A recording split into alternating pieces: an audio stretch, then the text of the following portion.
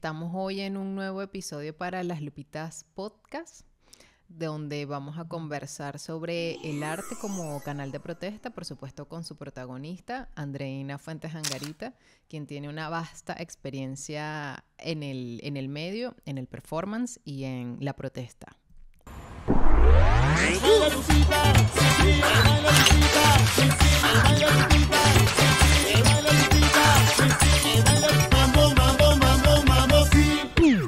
Así es, gracias. Bueno, Andreina, qué gusto estar contigo hoy y bueno, conversar sobre este tema que tú manejas tan ampliamente, que es el artivismo, que es esta forma en la que se habla del arte y el activismo. Político, correcto. El activismo político, muy importante. Eso es muy importante y esto es como el episodio 20 de Las Lupitas y entonces estamos haciendo como un cierre de temporada con este tema que está muy, muy vigente en este momento con todo lo que está pasando con Venezuela y las elecciones y el fraude y todo lo que está pasando. Y resulta que yo siempre he estado trabajando con el arte, la protesta, ¿no? Y eso lo tengo haciendo hace 25 años, ¿no? Ahorita algo nuevo, ha sido con propuesta editorial, con propuesta de obras de arte, con performance participativo, como en el caso de Yo Soy Venezuela y Tengo Derecho a, que estuvo desde el 14 al 17, muy vigente, hasta que protesté en la Bienal de Venecia y entonces un tema de identidad me llevó a renunciar a mi alter ego que era Nina Dotti.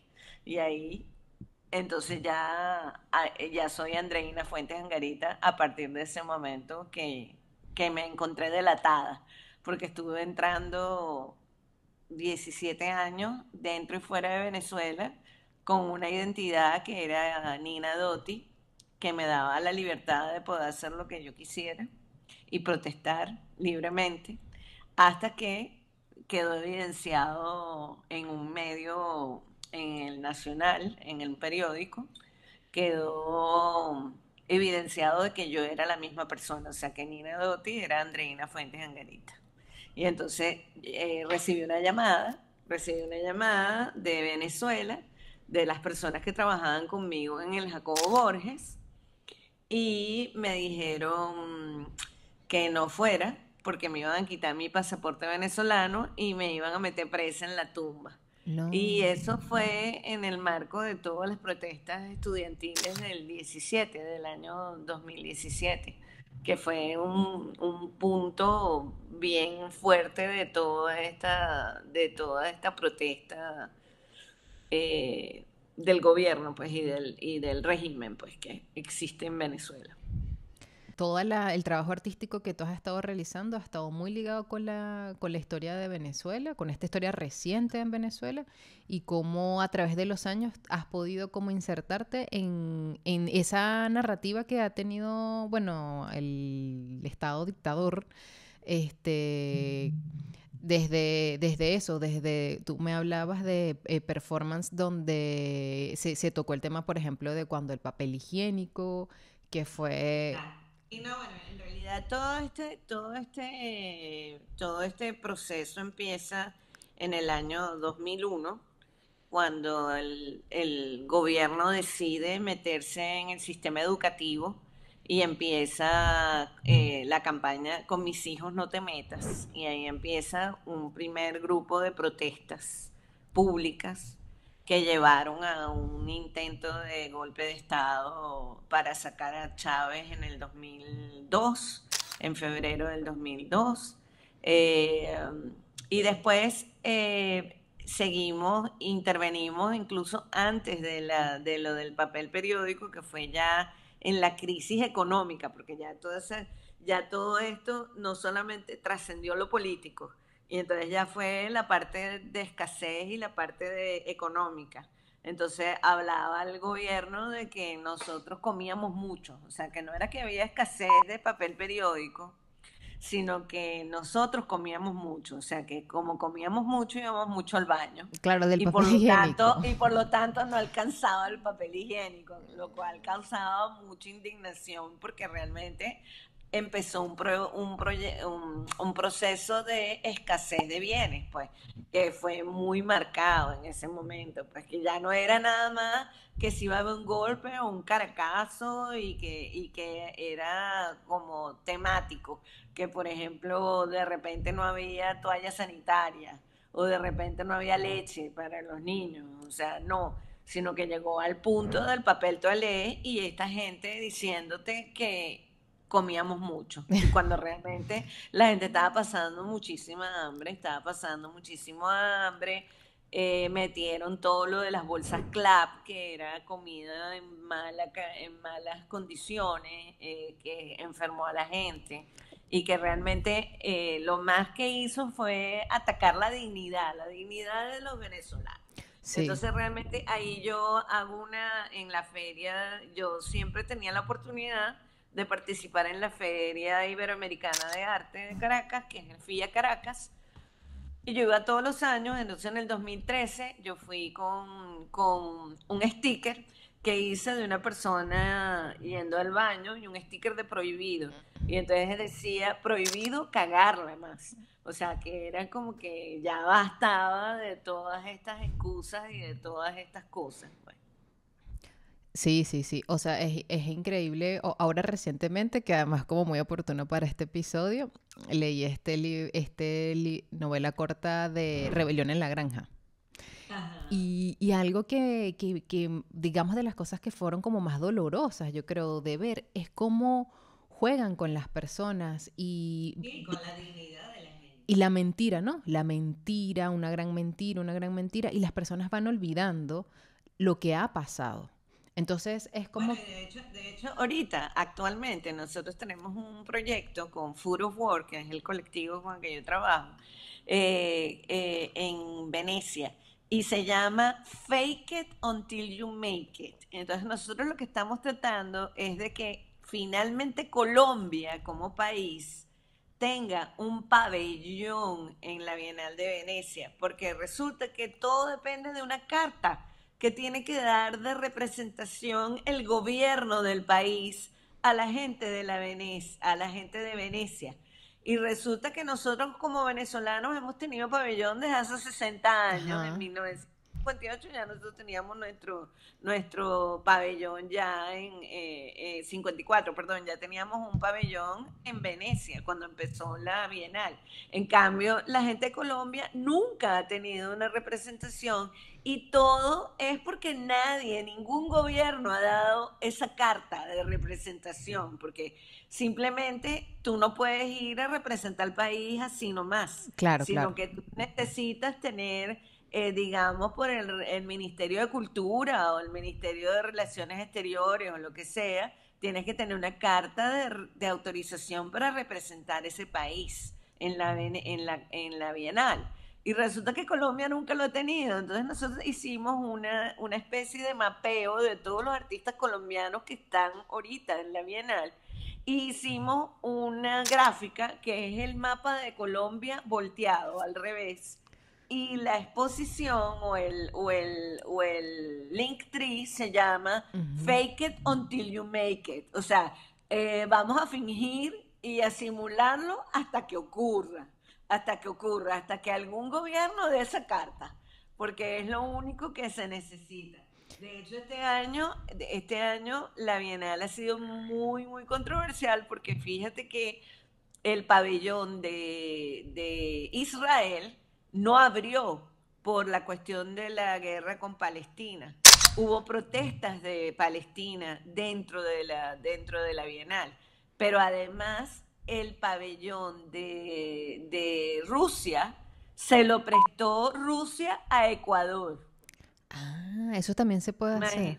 Sí, sí. Entonces, por ejemplo, Venezuela puede hacer una colaboración con Colombia eventualmente, que Venezuela sí tiene el pabellón físico y Claro. pudiese hacer ese acuerdo para poder tener esa representación. O va a pasar como ahorita que somos tantos colombianos venezolanos.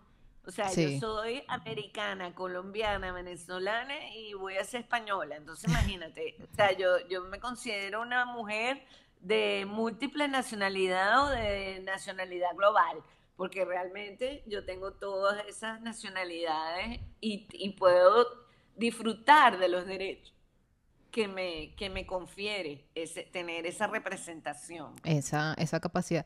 Y ahí, aprovechando que nombras lo de la Bienal, hubo una obra de, digamos, de artivismo en la Bienal que me comentabas hace 40 años, que, Sí, de Juan Loyola, de Juan ajá, Loyola. Juan Loyola en 1984, estamos hablando ya hace 40 años, él agarró y en la torre más alta de Venecia, en la Plaza San Marco, puso la bandera de Venezuela.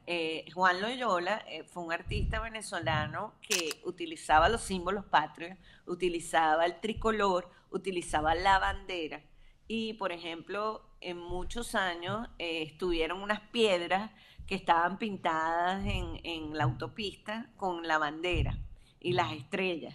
Y fue muy controversial y lo pelearon mucho, pues, o sea, normalmente todo ese arte público y toda esa manifestación que él tenía permanentemente, la quitaban o era censurada por alguna razón. Entonces, fíjate, él tiene una obra que es así como, wow, emblemática, porque es que él pintó un carro que era chatarra, y se llama Chatarra la obra, y pintó la bandera en el carro chatarra, que se lo tuvieron que llevar en una grúa. Y entonces, ajá. porque él decía que el país iba a quedar como una chatarra. O sea, que él además fue visionario. O sea, él fue el que visualizó todo esto que nos venía muchísimo antes de que nosotros pudiéramos darnos cuenta siquiera de lo que estaba pasando. Sí, sí, en el arte hay mucho de eso, ¿verdad? Como de o sea, de prever o Premonición, premonición, no exacto, sé si estaría bien esa exactamente. palabra, porque cómo hay una relación, ¿verdad? O sea, cómo los artistas tienen, y es lo que tú has vivido a través de todos estos años, hemos conversado antes de esto, y tú me decías tantas cosas históricas que yo decía, wow, a mí se me había olvidado todo eso. Y qué importante es mantener un registro de todas las cosas que han pasado, porque lo que hablamos, lo que se olvida, entonces nunca pasó. Y entonces, Exacto. y es Bueno, doloroso. y además, por ejemplo, en el arte, porque el arte es como la manifestación de la cultura, lo que representa la cultura de un país, ¿ok? Eh, es una de las manifestaciones. Y digamos que no solamente tienes arte, tienes música, tienes cine, tienes teatro, tienes arte como tal, arte plástico, tienes video, o sea, hoy en día tienes cualquier cantidad de cosas realmente para manifestar. Ahorita tenemos todos los social media, por ejemplo, yo siempre viendo lo que venía cuando decidí hacer ese canal de YouTube que era Yo soy Venezuela y tengo derecho a, que era simplemente subir un video de no más de 13 segundos, porque las plataformas en ese momento, el límite de tiempo era 13 segundos para que no se cayera o para que no te lo sacaran o para que lo pudieras realmente registrar. Entonces, en ese momento era hacer un video donde tú decías a qué tenías derecho. Yo tengo derecho a transitar en mi país, yo tengo derecho a un pasaporte, yo tengo un derecho a una cédula, yo tengo derecho a tener acceso al sistema de salud, yo tengo derecho a la educación. O sea, era simplemente manifestar a todo lo que tenía derecho un venezolano, ¿no? Y era a través de un video que se subía en YouTube, Instagram, Facebook, Ustream en ese tiempo. Bueno, no existían, cuando yo empecé a hacer eso, no existía el live, todavía no existía, ni existía tampoco Periscope, que ya después existió, o existían otras cosas que se han ido desarrollando. Pues ahorita realmente casi todos los social media son bidireccionales y te permiten, en ese tiempo Google era el único que era bidireccional, que podías tener una cámara a un lado y ver los que te estaban observando y al mismo tiempo participar. En este caso, hoy en día es bidireccional en casi todos los social media, creo. Y bueno, de todas maneras, ahí tú tienes una experiencia, no sé si es previo lo de Miami New Media Festival, o sea, Ah, bueno, es previo no, a, exacto, yo empecé en el año 2004, empezamos un festival de video donde convocábamos a las personas, siendo artistas o no, a que mandaran un video y nosotros hacíamos con una artista de video, ella daba como unos talleres que eran Nayeri Castillo y entonces ella hacía el loop de todos los videos y los pasábamos en los exteriores.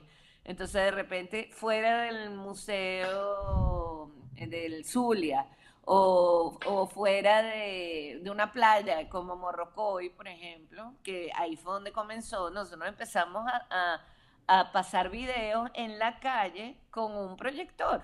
Y entonces fue en Choroní, perdón, en Choroní comenzamos.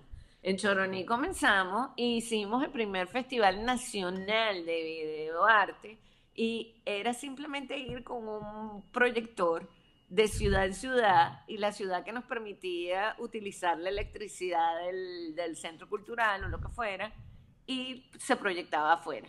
Y era, bueno, muy largas horas de proyección porque además eran unos churros ujú, de un video tras otro, lo que hoy en día nosotros llamamos loops o lo que hoy en día nosotros podemos, la edición, pues, pero la edición era muy precaria y no habían todos los programas que tenemos hoy en día, incluso en los teléfonos.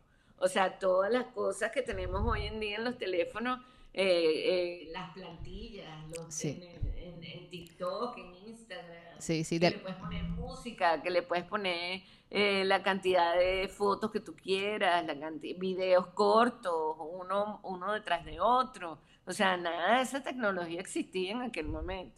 sí, de alguna manera el tema de los audiovisuales se democratizó, o sea, antes tenías Exactamente. que tener un equipo, una cosa, y ahora de verdad que está al alcance de todos y es lo máximo porque, bueno, desde la expresión personal, artística, o sea, Claro. ahí ustedes han visto un crecimiento o un avance en cuanto al festival. No, y no solamente el festival, porque ya puedes estar simultáneamente en muchas ciudades y puedes tener festivales en muchos sitios. Pero, por ejemplo, ahorita hubo un festival en Londres, que no me acuerdo el nombre del festival, pero es muy importante, de música, y estuvo Marina Abramovic. Y Marina Ajá, Abramovic simplemente se paró en el estadio con un vestido que tenía forma del símbolo de la paz. O sea, algo tan, digamos, acertado en este momento, que no queremos guerra, queremos paz, exacto. obviamente. Y fíjate que fue algo muy simbólico, algo que no tomó mucho tiempo, porque esa es otra cosa. Así como tenemos tantos medios y tenemos tantas posibilidades, pues ya también la atención de las personas es cada vez más corta. Y entonces cada vez tienes que lograr comunicar lo que quieras, pero de una manera efectiva y en muy pocos segundos. O sea que realmente una imagen te puede condensar ese mensaje perfectamente. Una exposición de 1, 2 o 3 segundos, tú deberías lograr comunicar lo que quieres decir de una manera efectiva, rápida y visual, auditiva, o sea, de Sí, todas las sí. formas. En estos días escuché que me gustó que si una imagen dice más que 1000 palabras, un video dice más que 1000 imágenes. Exactamente, O sea, exacto. Bueno, porque el video obviamente es la imagen congelada, o sea, es la imagen en en movimiento. movimiento, Y claro. la fotografía es la imagen congelada, Claro, claro. un segundo congelado estático, ¿ok? Pero entonces el video viene siendo todas esas imágenes en movimiento, o sea, consecutivas, puestas consecutivas una tras otra, pues.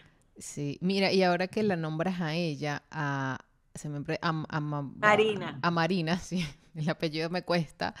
de tus, o sea, me imagino que ya estuvo entre tus referentes, o sea, ¿qué fueron esas cosas o esas quizás primeras conexiones que tuviste con el performance, con el arte, que te conectaron y dijeron, este es mi lugar, o sea, aquí me siento libre? Mira, está Marina Abramovic, está Cindy Sherman, que también es muy importante en Estados Unidos.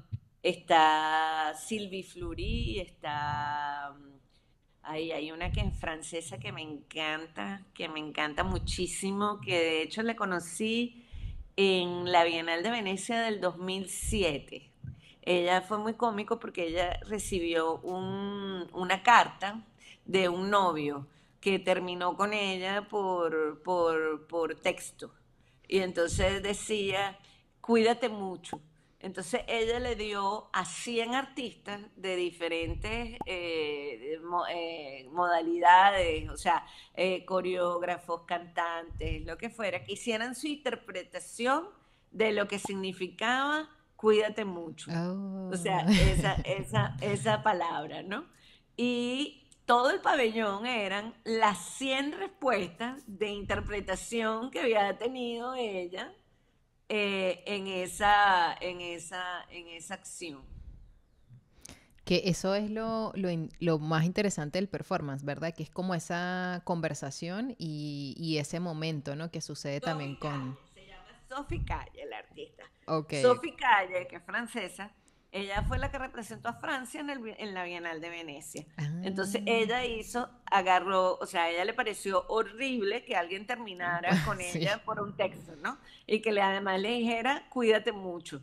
Entonces ella, pues, de una manera sarcástica, porque ella trabaja mucho también en la parte cómica y sarcástica y humor, así como yo, este, eh, aunque es serio, o sea, no quiere decir que no sea tomado en serio, es muy serio lo que estás proponiendo, pero normalmente utilizas la ironía y el sarcasmo como una manera de enganchar a la gente y ya la gente cuando ya está enganchada pues ya no tiene vuelta atrás. Claro, y O que sea, es inteligente también. O sea, ahí exacto, hay mucha inteligencia en el humor, no es exactamente. sencillo. Entonces, por ejemplo, con ese toque de sarcasmo y todo, yo en el 2008, creo, 2008, 2009, hice un happening. Habían votado a Sofía Inver ya del museo en televisión pública nacional, que lo hizo Hugo Chávez, ¿ok? De la manera más horrorosa que te puedas imaginar. Y entonces él la votó y yo decidí hacer una acción que se llamaba Comámonos esta torta roja rojita. En ese momento, todos los gobiernos suramericanos, casi todos, eran de izquierda. O sea, te estoy hablando Ah, Brasil, o sea, todos estaban en una izquierda, ¿ok? Y él representaban el color rojo, pues. Entonces yo simplemente hice esa torta con la forma del mapa de Venezuela, fondant rojo, y la repartí en la feria para que la gente se la comiera. ¿Cuál es la consecuencia de todo esto? Que lo que iba a quedar era un país en migajas. O sea, lo que iban a quedar simplemente eran los residuos de esa torta. Y eso era lo que iba a quedar de nuestro país. claro. Y tuve el honor que Sofía Inver picó la torta en el estado de Barinas, que era el estado del nacimiento de Hugo Chávez. Y ella picó la torta por Barinas y efectivamente después de una hora, pues ya lo que quedaba era la forma del país, pero las migajas de la torta. Y ya no había fondant rojo ni nada de eso, ¿no? Y en aquel momento, fíjate, era algo entre bueno, cuando comemos torta en una En una celebración, celebración, claro. justamente, ya sea una boda, una piñata, un cumpleaños, etcétera. Eh, entonces me acusaron, me dijeron, y es que tú eres chavista. Entonces yo decía, no, justamente estoy cuestionando que la gente anda comiéndose esto como si fuera nada y resulta que tiene unas consecuencias bien profundas. Y sentí que la gente no entendió nada de lo que yo estaba diciendo en ese momento. Y antes de ese performance hice otro performance que se llamaba Roja Rojita, Ajá. que era que yo ponía un tango de narcotango que era contra el imperialismo yanqui y ponía un mapa del mundo y yo salía con un sobre todo rojo, cero pintura, nada, unos tacones rojos y un marcador rojo en el bolsillo del sobre todo. Cuando empezaba la música, yo empezaba a pintar de rojo todos los países que estaban rojos, que estamos hablando de China, Cuba, o sea, Venezuela, todo lo que se estaba poniendo. Cuando terminaba la música, resulta que el mapa estaba totalmente rojo casi. Casi. Y era lo que se encontraba la gente de sorpresa yo simplemente me iba y dejaba ese mapa encendido rojo para que la gente se diera cuenta de lo que estaba pasando, pues, de que estábamos poniendo los rojos rojitos todo. Claro, visibilizar algo que de repente, o sea, lo que hablamos, pues, Era evidente, para mí era evidente desde el punto de vista político, pero no para toda la gente. claro, claro. Te quiero hablar un poquito de lo importante de que es la cultura como una manera de protesta y una manera de visibilizar las condiciones que están pasando en ciertos momentos. Por ejemplo, China, cuando entró en el comunismo en el año 68, el año 68, que es cuando yo nazco, se marcó culturalmente un cambio muy, muy, muy importante a nivel de cultura. Entonces, por ejemplo, ocurrió la gran revolución cultural china, donde quemaron todos los libros y donde esa parte no es buena. Nosotros también nos pasó algo semejante cuando hubo aquella revolución cultural al principio del gobierno de Hugo Chávez, que cerraron todas las librerías y después las librerías que habían, que eran del Estado, tenían puros libros del Che Guevara. Entonces, mira, eso no es lo correcto. Y yo vi, lo presencié a un ministro de Cultura, que era Farruco en ese momento, firmando como si él fuera Cervantes el libro del Don Quijote. ¿Me entiende? Como si él fuera el autor. O sea, eso no está bien, eso no es lo correcto. Y eso no puede ser, pues, eso está mal, eso está mal. Asimismo ocurrió el Mayo francés, que fue realmente un movimiento cultural importantísimo en el mundo. Y lo que hicieron con lo de con mis hijos no te metas, que fue con con los en las escuelas que querían llevar esta. Exactamente, que querían hacer un lavado cerebral y querían cambiar todo el pensum. Bueno, hicieron muchas de esas cosas. Entonces, fíjate cómo tú, y ahorita un punto interesante es la inteligencia artificial. La única manera que nosotros tenemos de hacer contrarrevolución o quitar los fake news o todo esto es utilizando la inteligencia artificial, pero de la manera contraria. O sea, a la final, tú puedes darle un uso positivo a la inteligencia artificial y me entiendes, a todos los medios, que digamos que la inteligencia artificial es ahora el nuevo medio, o sea, es el de verdadero nuevo medio, porque todos los demás ya dejaron de ser nuevos. O sea, de hecho, mi festival que se llamaba Miami New Media Festival ya perdió ese nombre. Primero, no es solo en Miami, y Claro, segundo, ya no son nuevos medios, porque antiguamente el performance, la fotografía, eran considerados nuevos medios, pero ya no, o sea, ya son medios. O sea, claro, ya, ya está establecido. y ya ni siquiera el Facebook o el Instagram es nuevo medio. O sea, ahorita estamos hablando ya de la inteligencia artificial. La inteligencia artificial sí es el nuevo medio, pero entonces se puede utilizar para el bien y para el mal. O sea, ese es el punto, que tienes un uso bueno y un uso malo.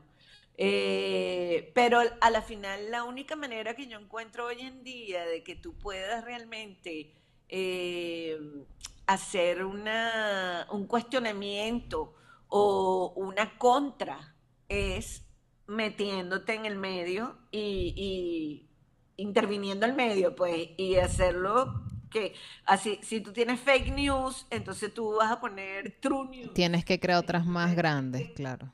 y fíjate ahorita con esta represión que hay ahorita después post de las elecciones, fíjate que salió con inteligencia artificial, salieron unos animadores que se llaman el Chamo y la Chama, una cosa así, que dan las noticias y todo, pero son unos personajes creados con pura inteligencia artificial.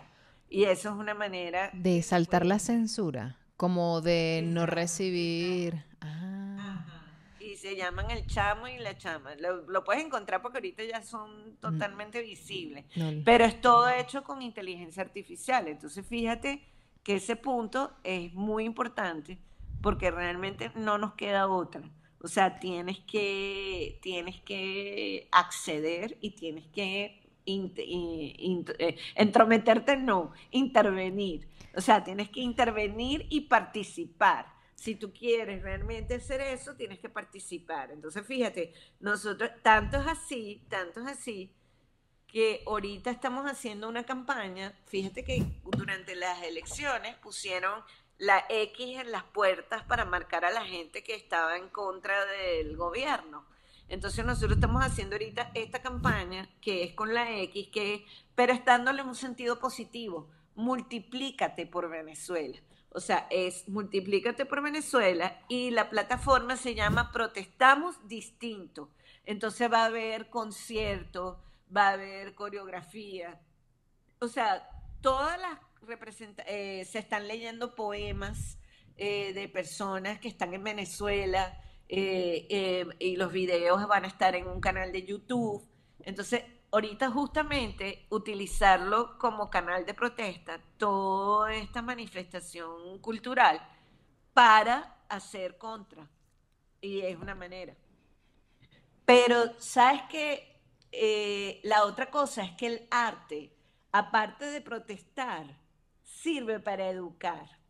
Y nosotros necesitamos educar tanto a esos pocos de niños jóvenes que están sin escuela y sin nada. Y yo de verdad creo fielmente que el arte es un medio para poder educar a estas personas, a estos nuevos talentos, nuevas semillas Sí, que nuevas van a tener el generaciones. país, o sea, esas nuevas generaciones que tiene el país, y que realmente el arte y preservar nuestra cultura es muy importante.